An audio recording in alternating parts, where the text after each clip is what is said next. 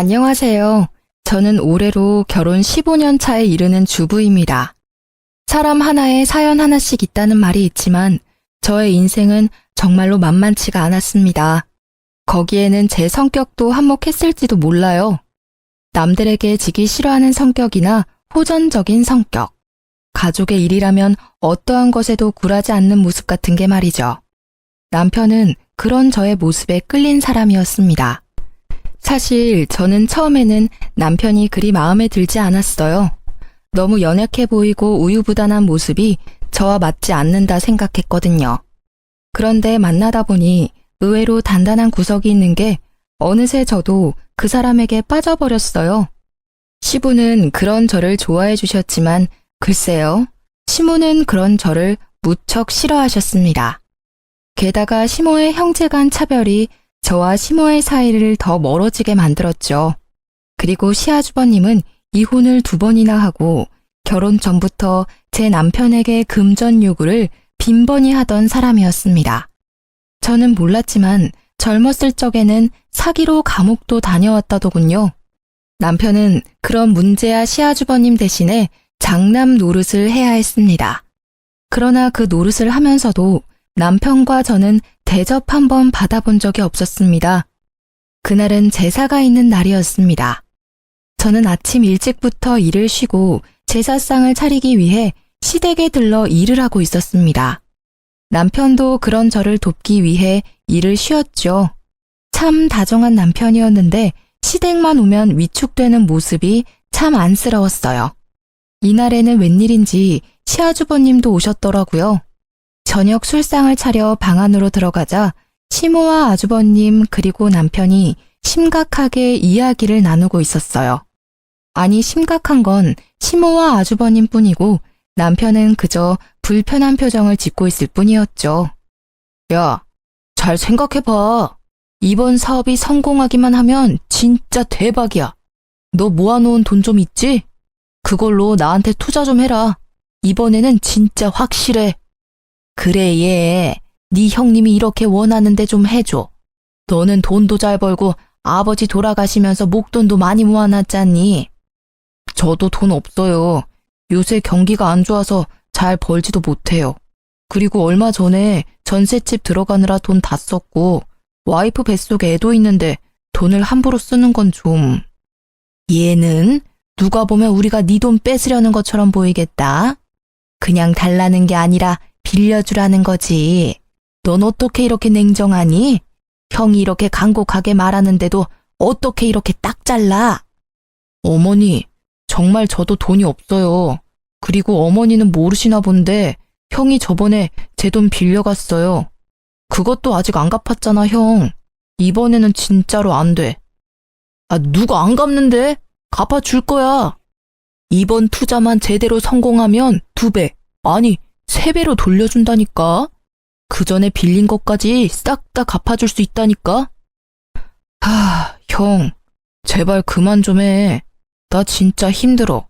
이게 도대체 몇 번째야? 또 시작인가 싶어 슬슬 남편을 도우려는 때에 시모의 뜬금없는 말이 튀어나왔습니다. 잠깐만, 이렇게 하는 건 어떠니?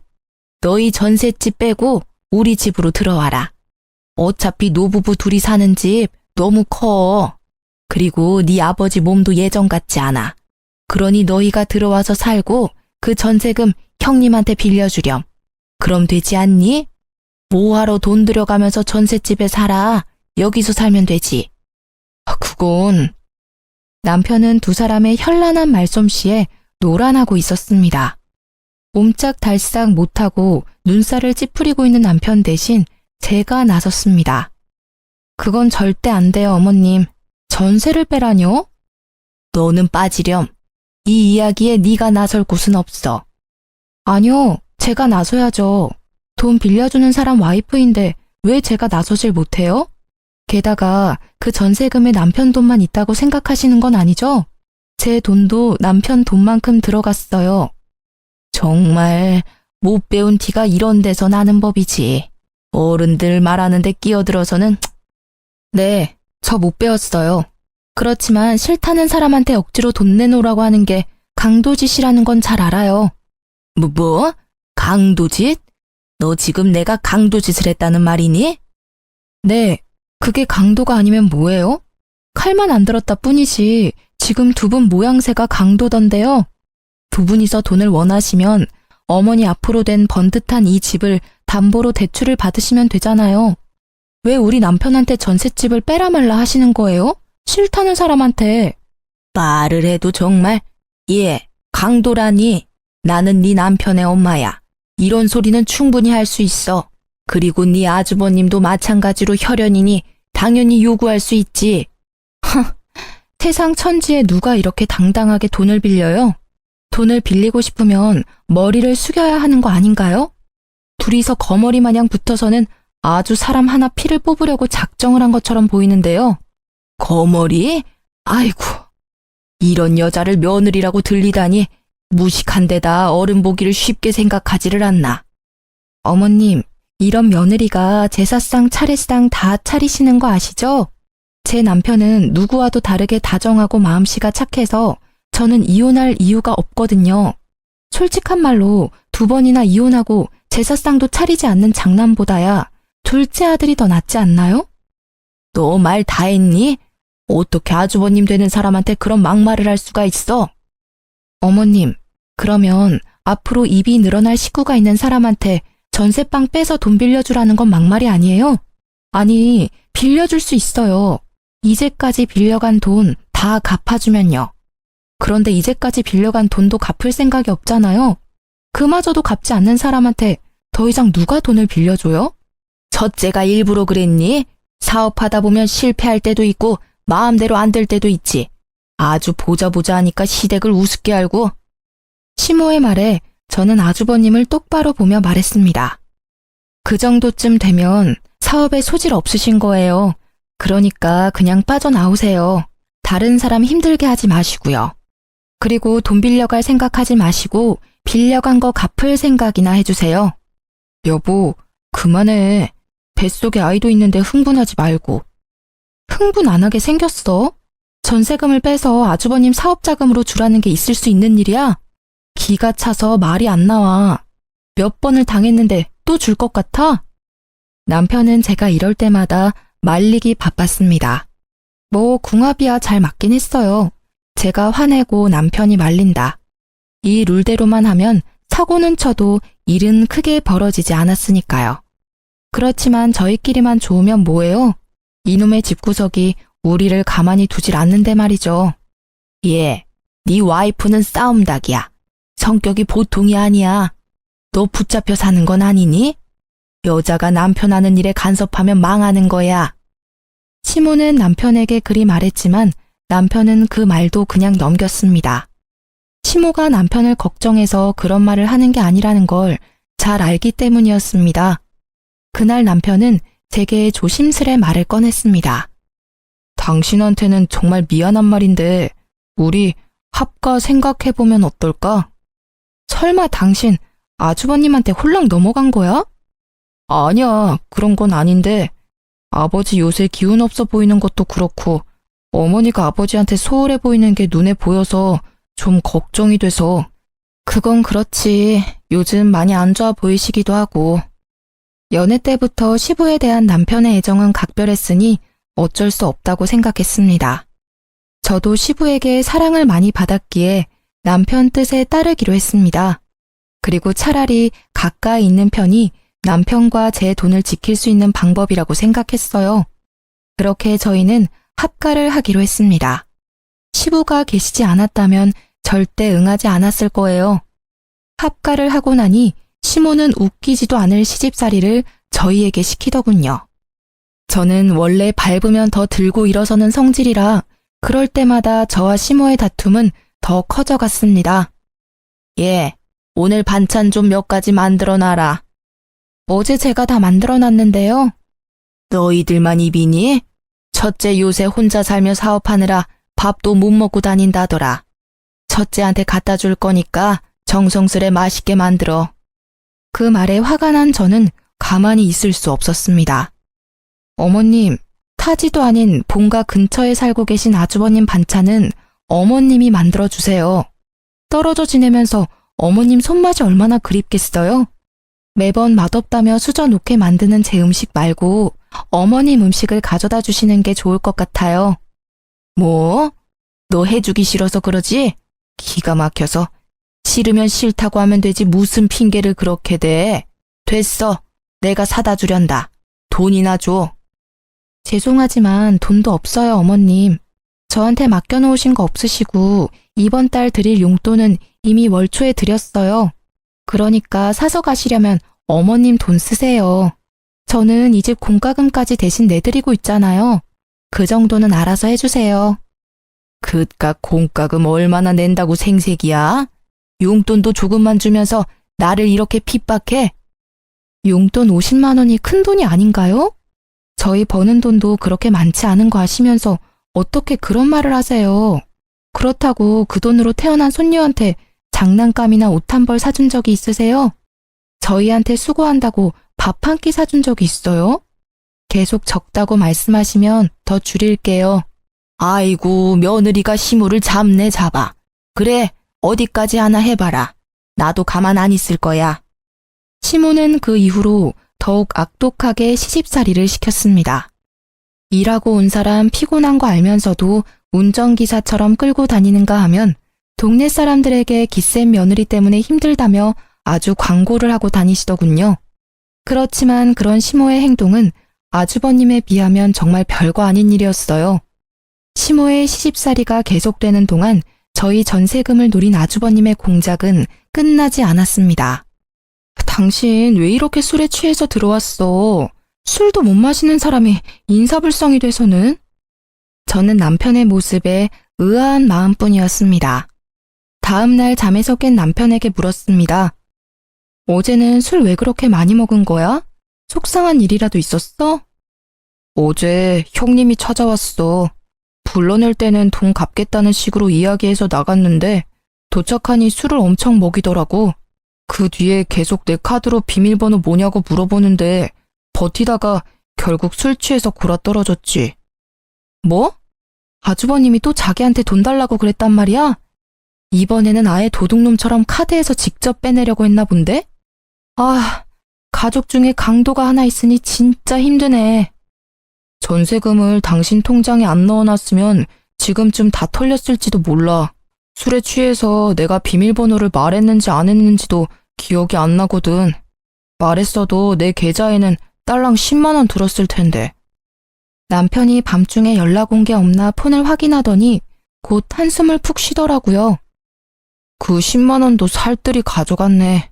정말 징글징글하다. 나도 참 못났어. 술 기운에 비밀번호 가르쳐줬나 봐. 앞으로도 돈 관리는 자기가 좀 해줘. 자기한테는 절대 그러지 않잖아. 아, 진짜 너무 짜증나. 왜 매번 우리만 이렇게 손해봐야 해? 이 사람들은 가족이 아니라 도둑이야. 미안해. 당신 이렇게 마음고생시켜서. 남편은 초췌한 모습으로 제게 사과했습니다. 남편이 사과할 일이 아닌데도 그 사람들이 잘못한 일인데도 항상 남편의 입에서는 미안하다는 말만 나왔어요. 남편이 그럴수록 시모와 아주버님에 대한 저의 원망은 더 커져갔어요. 그리고 우리를 힘들게 하는 일은 계속됐답니다. 여보, 당신 저번에 연장 만지다가 다친 손가락이 아직 고름이 나오네. 2주가 넘었는데 아물지를 않아. 혹시 모르니까 큰 병원 한번 가보자. 그래, 요새 몸이 안 좋기는 했어. 몸에 이상한 수포도 생기고 옷이 스치기만 해도 따가운 게 이상이 있기는 한 것 같은데. 그렇게 대수롭지 않은 대화를 나눈 날 우리는 종합병원으로 향했습니다. 그런데 병명을 알 수 없다고 하더군요. 아니, 몸통의 통증은 대상포진이라고 하는데 손가락이 왜 아직 고름이 나오는지를 설명할 수 없다고 하더라고요. 그러면서 몇 가지 검사를 해보자고 하더군요. 검사를 하고 집에 돌아와 기다리는데 뜬금없는 일요일 아침에 전화가 왔더라고요. 너무 급한 사항이라 주말임에도 연락을 드렸어요. 더 알아봐야겠지만 혈액 검사상 암에 대한 소견을 보이고 있습니다. 일단은 내일 당장 병원으로 와주세요. 정밀 검사를 해야 할 것 같습니다. 청천벽력 같은 소식에 저는 경황이 없었습니다. 그러나 초기이고 성인 남성에게는 예후가 좋은 상황이라고 하더군요. 저와 남편은 마음을 굳게 다졌습니다. 힘들게 살아온 인생 보답받지도 못하고 가는 건 억울해서 못 산다고, 늙어서 우리 딸 결혼식 때까지는 살아야 하지 않냐고 남편은 치료에 열의를 불태웠습니다. 저희 남편은 토목업에 종사하기에 보험을 드는데 한계가 있었어요. 그래도 보험금이 5천만 원 정도가 나왔거든요. 남편은 시모에게 자신의 상태를 알리며 보험금이 있으니 잘 해결될 거라고 말했어요. 그런데 뒷목 잡을 일은 그 다음 주에 일어났어요. 시모가 저와 남편을 조심스레 부르더라고요. 둘째야, 너 혹시 4천만 원 정도만 빌려줄 수 있니? 네? 갑자기 그런 큰 돈을 어디서? 너 보험금 있잖아. 그거 어차피 실비도 나오고 수술비도 나올 거 아니야. 5천만 원 다 없어도 지금 당장 치료받는데 큰 지장은 없잖니? 어머님, 지금 무슨 소리를 하시는 거예요? 암 걸려서 고생하는 아들한테 할 소리예요? 저는 어이가 없어서 바로 받아쳤습니다.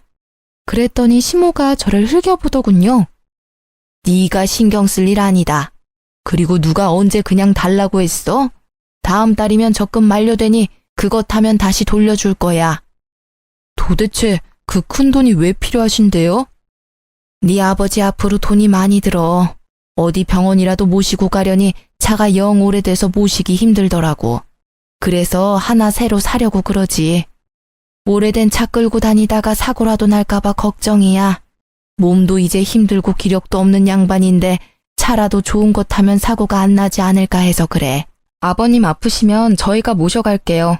굳이 그것 때문에 어머님 차를 바꾸는 건 아닌 것 같아요. 게다가 저희 처지에 4천만 원짜리 차는 너무 사치해요. 넌 매번 내가 하는 말은 안 된다고 그러더라. 그리고 병원 갈 때마다 너 일 쉬고 뛰쳐나올래? 돈 벌어야지. 애 앞길 생각하면. 그리고 자잘하게 갈 곳도 많아. 그럴 때마다 위험하게 둘 순 없잖아. 제가 절대 안 된다고 말리려 했지만 남편이 저를 다독이며 말했습니다. 아버지한테 필요한 거잖아. 그런 거면 남 빌려줘도 돼. 아버지 불편하게 다니시는 건 싫어. 남편은 아버지라는 단어가 들어가면 모든 게 약했습니다. 그 집안에서 유일하게 남편의 편이 되어주는 사람은 시부뿐이니까요. 솔직히 저도 시부에게 필요하다는 걸 안 된다 말할 수 없었어요. 그렇지만 무턱대고 어머님 말을 믿는 것도 싫었어요. 방으로 돌아온 저는 남편에게 말했어요.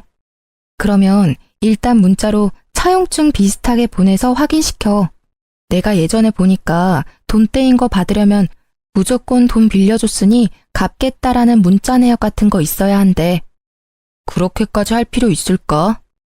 당신은 그렇게 당해놓고 아직도 그 사람들을 몰라? 당신을 자식으로 생각하면 아들 아파서 받은 돈을 빌려달라고 하겠어? 남편은 제 말을 듣더니 결국 제가 제안한 대로 시모에게 돈 빌려간 내역을 문자로 보내며 조만간 돌려줄 것을 문자로 확인받았습니다. 그리고 다음 날 시모가 약속한 날이 지나도 조용하길래 시모에게 먼저 말했습니다. 어머님, 저희 돈 받으러 왔어요. 돈 준비되셨어요? 그건 이번에는 못 준다. 좀 기다려야겠어. 네? 갑자기 그게 무슨 말씀이세요? 이번 달에 적금 탄다고 하지 않으셨어요? 그건 저번 달에 이미 받았어. 사실 나도 첫째한테 적금까지 빌려줬는데 애가 연락이 안 되는구나. 혹시 어머님 차 바꾸겠다고 가져간 저희 남편 보험금도 아주버님께 드린 건 아니죠? 그것도 싹 다 걔한테 줬어. 얼마나 나한테 해달라고 난리를 치는지 너희들이 알아서 줬으면 나한테까지 이런 불똥 튈 일 없었잖니. 무슨 말도 안 되는 말을 하시는 거예요? 어머님, 아세요? 그거 그냥 돈 아니에요. 우리 남편 목숨값이라고요. 피 같은 돈이라고요. 내 적금도 피 같은 돈이야. 너희 돈만 소중하니? 못 받고 있는 건 나도 마찬가지야. 너희들은 왜 나한테 와서 이 난리야? 첫째한테 가서 직접 받아와. 애먼 사람을 괴롭혀? 어머님, 잊으셨어요? 돈 빌려가신 분 어머님이세요. 저희 증거도 있어요. 그래, 내가 빌려갔다. 너희는 늙은 시무한테 돈 빌려준 게 그리 아까워? 이렇게 빚쟁이처럼 사람 들들 볶는 건 아니지 않니? 적반하장도 유분수라는 말이 딱 떠오르더라고요. 남편은 그런 시모의 말도 안 되는 행태에 그저 주저앉아 있을 뿐이었습니다. 저에게 그런 망언을 꺼내는 시모의 모습에 저는 흥분하고야 말았습니다. 어머님, 저희 보험금 받은 거 아주버님한테 말하셨어요? 그래, 걔한테 이야기했어. 너희한테 목돈이 생겼다고 들었으니 첫째한테 도움이 될까 싶어 말한 거야. 도대체 어머님은 어째서 아주버님만 싸고 도시는 거예요? 남편도 어머니 자식이에요. 게다가 매번 시댁 오고 귀찮은 일 아무 말 없이 다 도맡아 하는 효자라고요. 그런 자식한테 이러시는 거 부끄럽지도 않아요? 내가 왜 부끄러워야 하니? 네 남편이 내 자식이라고? 절대 아니야. 둘째, 너는 내 자식이 아니다. 네 아버지 자식이지. 어디서 굴러먹었는지 모를 년이랑 붙어먹어서 데려온 사생아. 나는 너 절대로 내 자식이라고 인정 안 해. 내 자식은 첫째뿐이야. 네? 시모의 폭탄 발언에 남편은 놀라 벙벙한 표정이었고 저는 저대로 당황해 말이 안 나오더군요. 그런 한편으로는 이 상황들이 이제야 이해가 가기 시작했습니다. 너 3살 때 네 아버지가 너를 데려왔어. 우리 호적에 입양시키자고. 나는 첫째 아들이 있는데 왜 또 아들을 데려왔나 싶었어. 남편의 성화에 양자의 연을 맺긴 했는데 나중에야 제대로 알게 됐지. 네가 밖에서 낳아온 자식이란 걸. 나중에 알아보니 그 여자는 죽었고 네 아버지가 널 불쌍하게 여겨서 데려왔다는 걸 알았어. 저는 그 말에 시모가 남편을 못살게 굴었던 이유를 알 것 같았습니다. 그래도 이건 아니죠. 보기 싫었으면 쫓아보내고 연 끊으면 될 일을 이렇게 두고두고 괴롭혔다니. 난 내 자식 힘들어하는 꼴은 못 봐. 왜 내가 그걸 봐야 해? 너희들 죽을 때까지 우리 수발 들라고 합가하라고 한 거야. 내가 너한테 애정 한 조각이라도 있을 줄 알았니? 뻔뻔하기도 해라. 저는 시모의 말에 분노가 치미는 것을 느꼈습니다. 지금껏 이 집안의 크고 작은 일을 해결한 건 우리 남편이라고요. 매번 사고만 치는 아주버님이 뭘 해준 게 있다고 매번 감싸는 건데요. 평소에는 집에 오지도 않다가 돈만 필요하면 어슬렁거리며 와서는 사람들 돈 다 빌려서 가져가서는 안 갚고, 그런 사람이란 걸 알면서 어떻게 우리 남편 보험금을 가져가서 그런 사기꾼한테 전해줄 수가 있어요. 어머님도 똑같아요. 똑같은 사기꾼이라고요. 누가 사기꾼이야? 우리 첫째는 그런 짓 안 해. 재수가 없어서 계속 미끄러지기는 하지만 걔도 뒤에서 잘 받쳐주면 성공할 거라고. 보험금 그게 그렇게 중요해? 그냥 콱 죽어버리지 그랬니? 꼴도 보기 싫은 네 얼굴 볼 때마다 짜증이 얼마나 나는지 알고는 있니? 차라리 네 아버지를 닮았으면 정이라도 조금은 갔을 것을. 그 여자를 빼다 박았는지 정이라고는 안 가는 얼굴을 하고선. 그만하세요. 그런 소리 들을 만한 사람 아니에요. 어머님만 그런 줄 아세요? 저도 똑같아요. 아주버님 얼굴만 보면 치가 떨린다고요. 이번에는 어떤 사고를 쳤을까, 또 돈을 요구하면 어떡하나 하면서. 그러니 이번에도 아주버님 감싸주시면 저 진짜 용서 못해요. 아주버님은 어디 가셨어요? 그걸 낸들 아니? 나도 연락이 안 되는데. 설사 알아도 내가 너희한테 알려주겠니? 애를 이렇게 잡아먹으려고 난리들을 치는데. 화가 머리끝까지 난 저와는 반대로 남편은 도리어 차분해진 표정이었습니다. 이때 남편은 알게 되었다고 해요. 자신이 그렇게 노력해도 어머님께 인정받지 못한 이유를요. 그 이유를 알게 되어 오히려 홀가분했다고 하더군요. 결국 돈 4천만 원을 사기로 잃게 된 저희는 이제 치료에만 집중하자며 시댁에서 나오기로 했습니다. 아파서 요양하겠다고 하니 시모가 막지는 않더군요. 잘못한 일이 있으니 잡지 못한 것도 있겠죠. 그 뒤 시부가 죽고는 시댁과 완전히 연락이 끊어져 2년도 이대로 끊어지나 하는 작은 기대를 하고 있었어요. 그러나 그것도 1년을 넘기지는 못했습니다.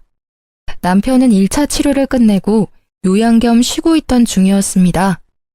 저는 그런 남편의 수발을 들기 위해 일을 그만두고 퇴직금을 받아 나온 상태였죠. 그날의 평화를 깬 것도 시모의 전화 때문이었습니다. 너 혹시 돈 100만 원 정도만 빌려줄 수 있니? 갑자기 전화하셔서 또 돈 이야기세요? 이번에는 뭐 때문에 필요하신데요? 말하는 꼰세하고는 친구 아들 결혼시킨다고 해서 축의금 하려고 그런다. 요새 너희들이 도통 들리지 않으니 돈이 없어서 말이다. 너희도 그렇지 한 번도 연락을 안 해? 매달 시댁에 용돈을 드리던 저는 그 당시 괘씸한 마음에 돈을 돌려받기 전까지는 용돈을 드리지 않기로 결심했었어요. 결국 돈이 궁해진 시모가 연락을 하신 거였어요. 그런데 어째 기분이 이상하더라고요. 친척 집에 축의금을 내도 그것보다는 적게 낼 양반이 갑자기 100만 원?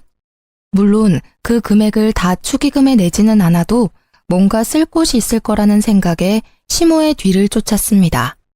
돈이 얽혀 있으면 꼭 등장하는 아주버님 생각 때문에요. 시모가 택시를 타고 내린 곳은 어느 화려한 예식장 앞이었습니다. 소문으로도 대관료와 식대가 어마어마하다는 이 예식장에 시모는 무슨 일로 들렸을까 하는 차에 저는 소름이 쫙 끼쳤습니다. 로비 화면에 떠있는 결혼 커플 사진에 아주버님의 얼굴이 떡하니 붙어 있었기 때문이었습니다. 감히 내 남편 안보험금을 사기쳐놓고 이런 비싼 곳에서 결혼식을 할 생각을 하다니 화려하게 치장된 그 모습이 괘씸해서 화를 주체할 수 없었습니다. 애써 냉정해진 저는 드디어 꼬리를 잡았다고 생각했습니다. 가만 보니 아주버님의 결혼식에는 시부모가 아닌 다른 사람이 혼주석에 앉아 있었습니다. 세 번째로 하는 결혼식임을 숨기고 싶었던 건지 그것도 아니면 집안 사람들이 가진 부정적인 이미지를 상대 측에 알려주고 싶지 않았던 건지도 모릅니다. 저는 아주버님이 대화를 나눌 때 불쑥 끼어들었습니다. 안녕하세요. 오랜만에 뵙네요. 제가 나타나자 아주버님의 얼굴이 굳었습니다. 그러더니 다른 사람들에게 잠시 실례한다며 저를 옆으로 끌었습니다. 여기는 어떻게? 그러게요. 제가 여길 어떻게 왔을까요? 그런데 결혼식을 굉장히 성대하게 치르시네요. 축하드려요. 그런데 우리 할 얘기가 있죠? 재수씨, 나 30분 뒤면 결혼식이에요. 결혼식 끝나고 이야기해도 되잖아요. 남의 경사에 초를 치러 온 것도 아니고. 무슨 말씀을 그렇게 하세요?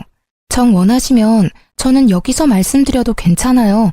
하객 알바까지 쓴 것 같은데 정말로 괜찮으신 거 맞아요? 아내가 될 예비 신부님이 모든 걸 알아도? 알았어요. 잠시만요. 아주버님은 저를 데리고 호텔 객실이 있는 층으로 향했습니다. 사람이 없는 걸 확인한 아주버님이 먼저 소리치더군요. 도대체 왜 이러는 겁니까? 어떻게 성사시킨 결혼식인데 이렇게 행패를 부려요? 행패요? 동생 보험금 가지고 치르는 결혼식이면 저도 관여할 수 있죠. 어머님한테 받은 남편 보험금 어쨌어요? 내가 뭘 받았다고 그래요? 딱 잡아떼는 아주버님 모습에 저는 코웃음을 쳤습니다. 당신이 어머님 시켜서 우리 남편 보험금 강탈해 간 거 내가 모를 줄 알아요? 사람을 우습게 보는 것도 한두 번이지. 우리가 아무것도 안 하니까 쉬워 보이나 본데 남편은 몰라도 나는 아니에요. 막말로 지금 당장 이 결혼식 뒤집어 엎을 수도 있고 당신 같은 사기꾼 민낯 알려주는 건 일도 아니야. 뭐? 사기꾼? 나 니네 남편 형이야. 못하는 말이 없네. 내가 왜 사기꾼이야? 그 돈 돌려준다고 몇 번을 말했어. 그리고 어머니가 준 건 어머니 돈이라고 생각해서 받은 거였어. 그만 잡아떼세요. 어머님이 벌써 말씀하셨어요. 아주버님이 남편 보험금 필요하다고 했다면서요? 그러면서 어머님 시켜서 돈 가져가서는 안 돌려줬다던데요? 돈을 받은 건 사실이야. 인정할게. 그런데 여기 와서 이럴 건 아니잖아. 진정하고 우리 대화로 해결해보자고. 진정? 대화? 저기요 아주버님, 저요 세상 둥글게 살고 싶은 사람이에요. 누구는 화내고 싶어서네요. 예전부터 그랬잖아요. 매번 우리 남편한테 돈 빌리고 안 갚고 상습이잖아요. 제가 본 것만 수십 건이에요. 가져갔으면 갚을 생각을 해야지. 남의 돈으로 호사스럽게 살면서 사람 우습게 보는 것도 정도가 있죠. 그리고 대화로 해결될 일은 아니죠. 돈을 가져와야 될 거 아니에요. 제 목소리가 커지니 아주버님은 당황했습니다. 알았어. 그럼 이렇게 해. 오늘은 바쁘니까 내일 어떻게든 돈을 마련해서. 제가 아주버님 수법에 당한 게 몇 년인데요. 지금 당장 준비하세요. 결혼식 끝날 때까지 안 주시면 저도 성심껏 이 결혼식 정성스레 망쳐드릴 테니까요. 아니, 하루도 못 기다려? 하루고 한 달이고 지금 몇 년 전에 빌려준 것도 안 갚으셨잖아요. 그리고 기다릴 필요가 어디 있어요? 이번 결혼식 친척 빼고 친구들 하객은 진짜죠? 친구들 엄청 많으신데 축의금으로 갚으시면 되겠네요. 그걸 가져갈 생각을 하다니. 그건 내가 받은 내 결혼 축하금이라고요. 다른 사람들의 성의가 있는 돈을. 그 돈은 성의가 있는 돈이라 괜찮고 동생 보험금은 성의가 없는 돈이라 안 돌려주는 거예요. 그리고 우리 남편 돈은 목숨이 달려있는데 가져가셨잖아요. 피차 일반이에요. 계속 안 주신다고 하시면 저 내려가서 다 말해버릴게요. 제 목소리가 호텔 복도에 울리자 결국 아주버님이 백기를 들었습니다. 알겠어. 소리 낮춰. 축의금 줄게. 그러니 좀 조용히 해. 다들 들으면 어쩔 거야. 이 결혼 파토나면 축의금도 없어. 저는 시간에 쫓기는 아주버님을 보내고 저는 축의금 받는 자리가 잘 보이도록 가까이서 주시하고 있었습니다. 아주버님은 패백하러 가기 전 잠시 들러 축의금 받던 사람에게서 가방을 받아 저에게 가져왔습니다.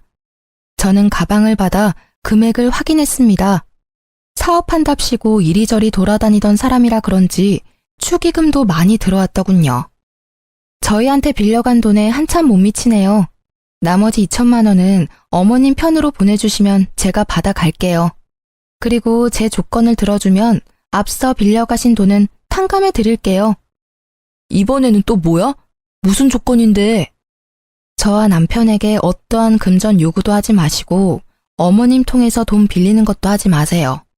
그리고 남처럼 지내요. 앞으로 아는 척 하지 마시고 이 조건 깨지면 빚쟁이처럼 남은 금액 받으러 따라다닐 거니까요.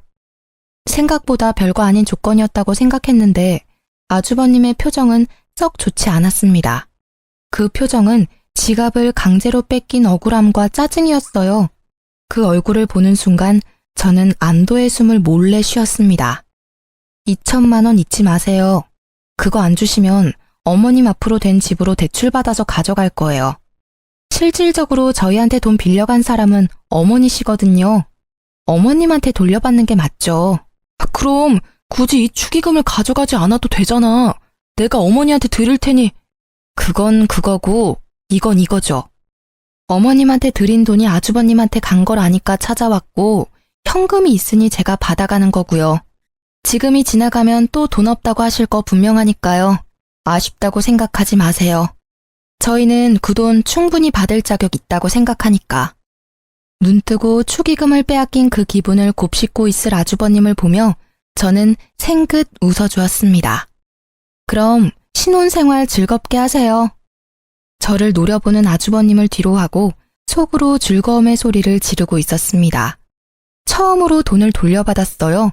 그냥 돈이 아니었으니 더 소중했습니다.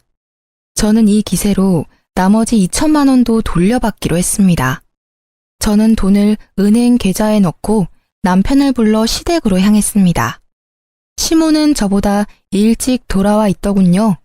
자식 결혼식에 얼굴 도장만 찍고 오는 처량한 신세라니. 그래도 안쓰러운 기분보다는 본인 손으로 그렇게 만들었다는 생각밖에 들지 않았어요. 너희 여기 웬일이니? 이 집에는 오지 않기로 한 거 아니었어? 말씀드릴 게 있어서 왔어요. 당신이 직접 말해요. 저는 남편을 바라보며 말했습니다. 남편은 준비해온 서류를 내보이며 시모에게 말했습니다. 어머니, 제가 생각해봤는데 저를 파양해주세요. 저는 더 이상 어머니의 아들이고 싶지 않습니다. 남편의 입에서 튀어나온 말에 시모의 얼굴이 악독하게 변했습니다. 뭐? 네가 뭔데 파양을 하라 마라 하는 거냐? 이제껏 입혀주고 재워주고 먹여줬더니 이렇게 은혜를 원수로 갚아? 그런 이유로 이제껏 제사며 차례며 잘 모시지 않았습니까? 합가에서 어머님 돌봐드린 것까지 하면 제 할 도리는 다 했다고 생각합니다. 그러니 파양해 주세요. 절대 안 된다. 파양이라니. 누굴 바보로 하니? 너희가 나 모시기 싫어서 그런 말 하는 거 안다. 그래서 반년 동안 연락 안 하고 살지 않았니? 그 정도 시간이면 반성했을 거라 생각했는데 그게 아니라 딴 생각을 해? 이제 그만하세요, 어머님. 저희도 더 이상 어머님 모시고 살 여력이 안 돼요. 이도 병원 치료 중이라 일도 못하고 힘들다고요. 게다가 친자식도 아니라며 타박 주셨잖아요. 그냥 서로 편하게 파양하세요. 파양? 내가 누구 좋으라고 그런 거래. 나는 죽을 때까지 너희한테 붙어 살 거야. 내가 죽을 곳이 네 집이라는 것만 알아둬라. 너는 내 자식은 아니지만 나를 돌봐야 할 이유가 있어. 첨년의 자식을 거둬줬더니. 그래서 죽을 때까지 저희에게 수발을 받으시겠다는 생각이세요? 그래. 내 자식 고생시키기는 싫으니 너한테 붙어 있어야지 어떡하니? 그럼 안 되겠네요. 어머님이 싫으시다면 재판으로 할까요? 이제껏 어머님이 남편이 제 핏줄이 아니라고 괴롭힌 것, 과도하게 금전 요구하신 것, 그런 것들이 다 증거가 되거든요. 저희는 뭐든 파양만 하면 되니까요. 나는 절대 허락 못한다. 너희는 절대로 이 집에서 못 나가. 나한테 신세진 값은 받아야지. 막무가내로 안 된다는 시모에게 저는 그분의 가장 큰 약점을 들이밀었습니다. 제가 얼마 전에 아주버님을 배웠어요. 결혼식장에서요. 벌써 몇 번째 결혼인지는 모르겠지만 여자 쪽 집안이 엄청 좋아 보이던데. 어머님이 여기에 합의하지 않으면 저는 이 길로 아주버님 장인어른 댁으로 찾아갈 수밖에 없어요. 주소를 알아놨거든요. 마지막 말은 거짓이었지만 시모의 얼굴은 새파랗게 변했습니다. 명절에 와보지도 않고 집에 도움도 안 되는 장손이 뭐가 그리 좋아서 싸고 도는지. 안 된다. 네 형은 건드리지 마. 이제 마음 잡고 잘 사는 애야. 왜 그 애를 건드리는 거야? 어머님께서 파양해 주시면 건드릴 필요도 없고 아예 만나지도 않을 거예요. 그 서류 작성하시면 우리와는 남이니까 서로 얼굴 마주칠 필요도 없어요. 아니면 제가 그 집에 찾아가서 어머님이 아주버님 친모이고 외방 자식인 둘째 아들 피 같은 보험금 사기쳐서 가져갔다고 말할 거예요.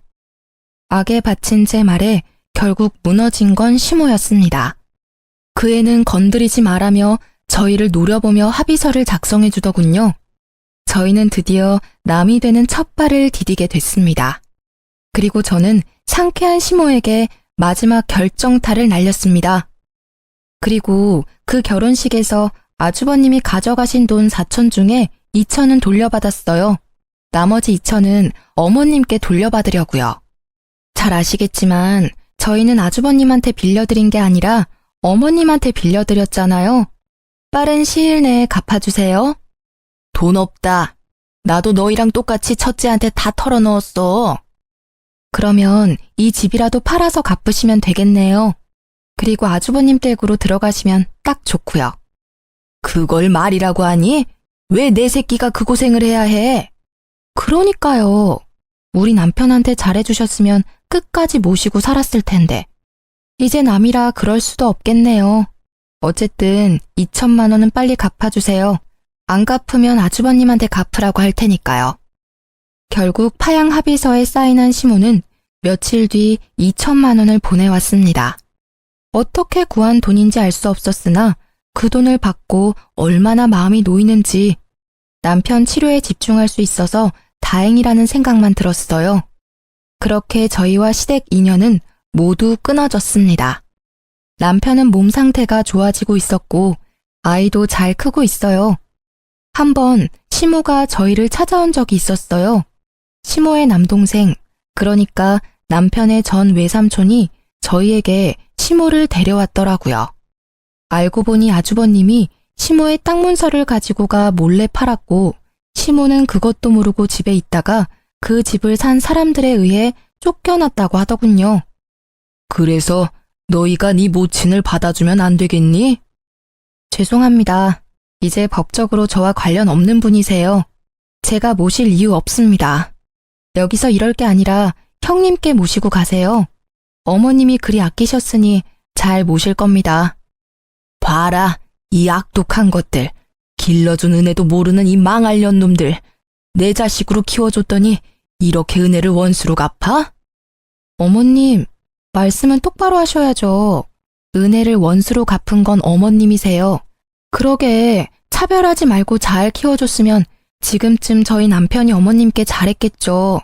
장인 장모한테도 그리 살뜰하게 대하는 이 착한 아들을 어떻게 그렇게 모질게 굴어서 정을 떼게 만들어요? 당신, 그만해. 어쨌든 외삼촌, 다시 한번 말씀드리지만 저희는 못 모셔요. 헛걸음하시게 한 것 같아 죄송하지만 형님께 가보시는 게 좋을 것 같습니다. 끊어내는 남편 말에 외삼촌이 머뭇거리며 말했습니다. 너의 형님은 얼마 전에 사귀죄로 감옥 들어갔단다. 나도 자세히는 모르는데 그 결혼한 여자 집안에서 사기를 쳤다고 하더라고. 누님도 그놈이 친 사기에 빚쟁이들이 찾아와 난리치는 바람에 고생 좀 했다. 넌 그런 얘기를 뭐하러 해? 누님, 이제 그만 좀 하세요. 땅 문서 갖고 도망친 놈 뭐하러 두둔하시는 거예요? 마음을 곱게 쓰셨으면 말년에 이 고생은 안 하셨을 텐데. 남이사, 마음을 곱게 쓰던 못생기게 쓰던 그게 너랑 뭔 상관이야? 상관이 왜 없어요? 얘들까지 안 받아주면 누님을 제가 모셔야 한다고요. 저희는 그렇게 할 수 있는 상황도 아니고 어째서 제 자식들한테 고모까지 모시라고 해야 하냐고요? 왜 네가 모셔? 나 여기에 두고 가라. 죽더라도 여기서 죽어버릴라니까. 제발 좀 그만하세요. 자식을 어떻게 키웠으면 늙은 노모 혼자 사는 집을 몰래 팔아버릴 수가 있어요? 제 엄마 무시하고 혼주석에 알바를 올릴 생각을 하냐고요? 사기치고 나서 누님한테 다 뒤집어 씌우는 그런 놈팽이에요. 누님, 제발 정신 좀 차려요. 친자식이 저런 짓 한 거면 이미 폐륜이나 마찬가지라고요. 그래도 내 자식이야. 내 핏줄이라고. 그놈이 그런 짓을 했어도 나는 후회하면 안 된다. 그러면 그년한테 지고 마는 거야. 외삼촌에게 한 소리 들은 시모가 되려 화를 내자 외삼촌이 한숨을 푹 쉬며 고개를 절레절레 흔들었습니다. 이후 어쩔 수 없이 외삼촌이 시모를 모시고 갔습니다. 저희는 두 사람이 나가시고 가슴을 쓸어내렸습니다. 만약 파양을 하지 않았다면 아주버님의 사기에 대한 여파가 우리에게까지 미쳤을지도 모른다는 생각을 했거든요. 나중에 외삼촌이 시모를 요양원에 모셨다고 하더군요. 그렇게 진짜로 저희와 시모의 연은 끊어졌습니다. 적고 보니 정말 파란만장한 일들의 연속이네요. 남편은 병마를 딛고 지금은 일도 다시 시작하며 잘 지내고 있습니다. 저도 강도 같은 시댁 걱정을 하지 않으니 생활이 여유로워졌어요. 우리 가정을 지킬 수 있어 다행이라고 생각합니다. 세상에 나쁜 놈이 없는 사람 등쳐먹는 사기꾼이라고 그런 사람들은 인연을 끊는 게 답인 것 같아요. 긴 사연을 들어주신 분들에게 감사의 마음을 드리고 싶네요. 내일은 오늘보다 더 행복하시길 바랍니다.